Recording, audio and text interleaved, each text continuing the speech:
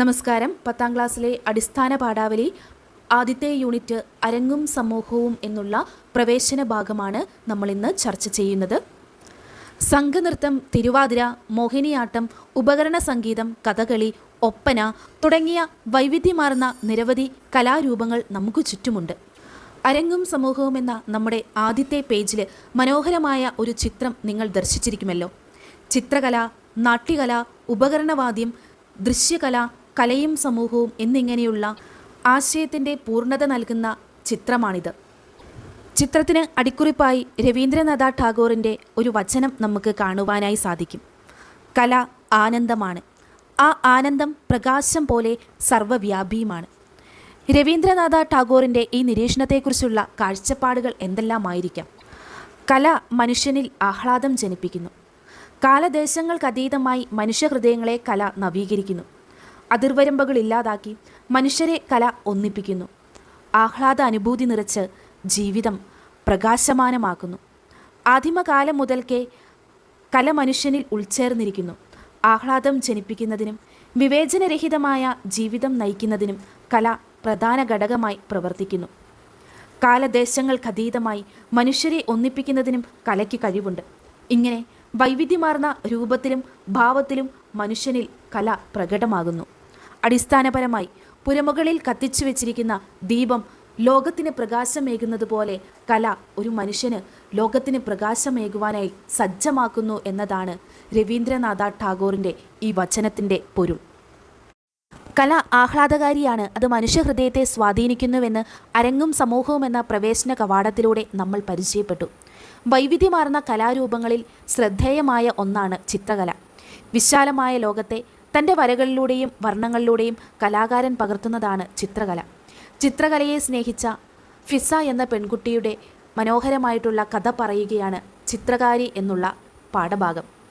അടിസ്ഥാന പാഠാവലിയിലെ ഒന്നാമത്തെ പാഠമായ ചിത്രകാരിയെ നമുക്ക് പരിചയപ്പെടാം. ചിത്രകാരി എന്ന കഥയിലൂടെ ഒരു കഥാകാരിയുടെ ഫിസ എന്ന പെൺകുട്ടിയുടെ മനോവേദനകളാണ് ഇതിൽ വിരിയുന്നത്. തൻ്റെ ഇഷ്ടങ്ങളും കഴിവുകളും അംഗീകരിക്കപ്പെടാതെ വരുമ്പോഴുള്ള വേദന കഥയിൽ തീവ്രമായി ആവിഷ്കരിക്കുന്നു. സ്ത്രീ എന്നും സമൂഹത്തിൻ്റെ പിന്നാമ്പുറങ്ങളിൽ മറഞ്ഞിരിക്കണമെന്ന യാഥാസ്ഥിതിക ചിന്തകൾക്കെതിരായുള്ള പ്രതിഷേധവും വിമോചനവുമാണ് ഫിസ എന്ന കഥാപാത്രം മുന്നോട്ട് വയ്ക്കുന്നത്. നിറങ്ങളുടെ ലോകത്ത് ജീവിക്കുവാൻ താൽപ്പര്യപ്പെടുന്ന ഫിസ ആത്മസംഘർഷങ്ങളുടെയും നൊമ്പരങ്ങളുടെയും തീരാക്കയങ്ങളിൽ വിലയം പ്രാപിക്കുന്നു. പരിഗണന ആഗ്രഹിക്കുന്ന ഫിസയ്ക്ക് അവഗണന മാത്രമാണ് തിരികെ ലഭിക്കുന്നത്. അടുക്കളക്കാരിയായിരിക്കണം സ്ത്രീകളെന്ന ഒരു വിഭാഗത്തിൻ്റെ മനോഭാവവും വർണ്ണങ്ങളിലൂടെ സഞ്ചരിക്കുന്ന ഫിസയുടെ ആഗ്രഹവും പൊരുത്തക്കേടുകളുടെ നിഴൽപ്പാടുകൾ തീർത്താണ് മുന്നോട്ടു പോകുന്നത്. ചിത്രകാരിയായ ഫിസയുടെ ഹൃദയത്തെ ഉൾക്കൊള്ളുവാൻ ഭർത്താവിനോ ഭർത്താവിൻ്റെ വീട്ടുകാർക്കോ കഴിയുന്നില്ല. കലയെ സ്നേഹിക്കുന്നതിനൊപ്പം ഫിസ കുടുംബത്തെയും സ്നേഹിക്കുന്നുണ്ട്.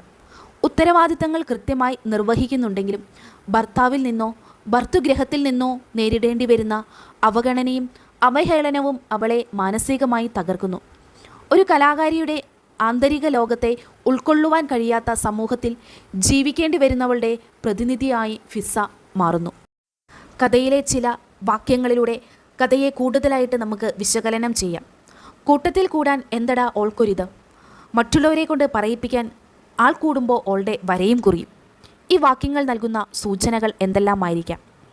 കലാകാരിക്ക് ഭർത്തൃ കുടുംബത്തിൽ നിന്നും പിന്തുണ ലഭിക്കുന്നില്ല. സ്ത്രീകളോടുള്ള സമൂഹത്തിൻ്റെ അവജ്ഞ, കലാസ്വാദനത്തോടുള്ള വിയോജിപ്പ്, മരുമകളെ അംഗീകരിക്കുവാനുള്ള താല്പര്യമില്ലായ്മ, കലാപ്രവർത്തനം സ്ത്രീകൾക്ക് യോജിച്ചതല്ലെന്നുള്ള മനോഭാവം, ഇവയെല്ലാമാണ് ഈ വരികളിൽ തെളിഞ്ഞു കാണുന്നത്. മറ്റൊരു വാക്യവും കൂടി നമുക്ക് ശ്രദ്ധിക്കാം. കല്യാണം ഉറപ്പിക്കാൻ പോവാന്ന് പറയുമ്പോഴും അവൾ പറയുക വര നിർത്തില്ലാന്ന്. നന്നായി വരയ്ക്കുമായിരുന്നു, അവൾക്ക് തന്നെയായിരുന്നു ഒന്നാം സ്ഥാനം. ആ വർഷം ചിത്രപ്രതിഭയുമായി ഒരുപാട് പേർ അവളെ അഭിനന്ദിക്കുന്നത് കണ്ടിട്ടുണ്ട്. ഈ വാക്യങ്ങളിലൂടെ സമൂഹത്തിൻ്റെ വ്യത്യസ്തമായ മനോഭാവങ്ങൾ നമുക്ക് കാണുവാനായി സാധിക്കും. വിവാഹത്തോടെ സ്ത്രീ തൻ്റെ അഭിരുചികൾ ഉപേക്ഷിക്കണം.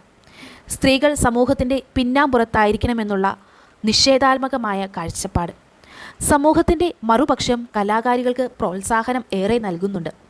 അംഗീകാരവും പരിഗണനയും ഓരോ കലാകാരനും ആഗ്രഹിക്കുന്നുണ്ടെങ്കിലും പലപ്പോഴും അത് നിഷേധമാക്കപ്പെടുന്നു എന്നുള്ള സൂചനയും ഈ വാക്കുകളിൽ കാണുവാനായി സാധിക്കും. അയാൾ അവളുടെ കൈവിരലിലേക്ക് നോക്കി.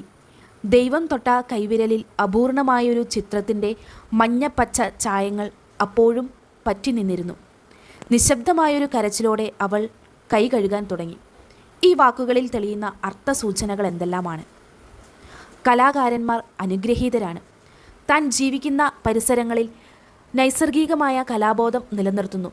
കുടുംബത്തോട് സ്നേഹം നിലനിർത്തുമ്പോൾ പോലും തനിക്ക് നേരിടേണ്ടി വരുന്ന പ്രതികൂല അവസ്ഥയെ അവൾ മറികടക്കുവാനായി ശ്രദ്ധിക്കുന്നുണ്ട്.